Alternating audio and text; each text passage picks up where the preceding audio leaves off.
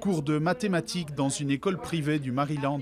Linda Bragg, la professeure, a inscrit sa pensée du jour sur un tableau d'apparence ordinaire. Mais en cas d'attaque, elle est prête à s'en saisir. J'attraperai mon tableau que je tiendrai comme ça, près de la porte, si j'en avais besoin. Mais j'espère ne jamais avoir à l'utiliser. Le tableau est pare-balles et doit pouvoir servir de bouclier en cas d'irruption d'un tireur.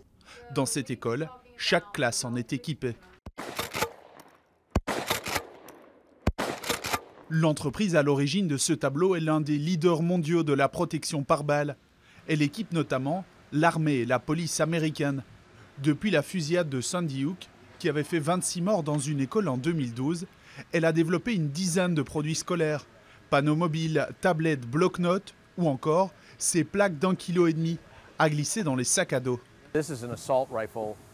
C'est une plaque qui peut résister au fusil d'assaut. Elle est environ 3 fois plus épaisse et arrêtera beaucoup plus de balles. Les 2 plaques peuvent facilement être placées dans un sac à dos.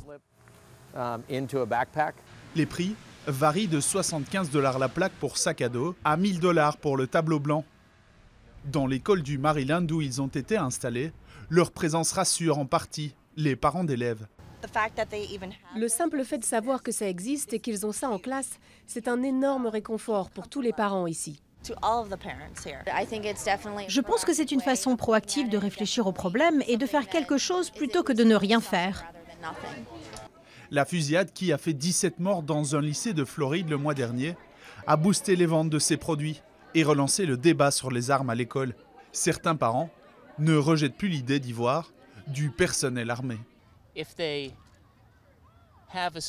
On a des agents de sécurité dans les banques, les bâtiments officiels. Je pense que les élèves méritent la même sécurité. Mais je ne sais pas si j'aimerais armer les enseignants. Pour le moment, pas de portique ni de gardes armés pour sécuriser les 500 élèves de l'école qui n'a jamais été confrontée à une attaque. Aux États-Unis, le nombre de fusillades de masse dans les écoles n'augmente pas depuis les années 1980, mais elles font désormais davantage de victimes.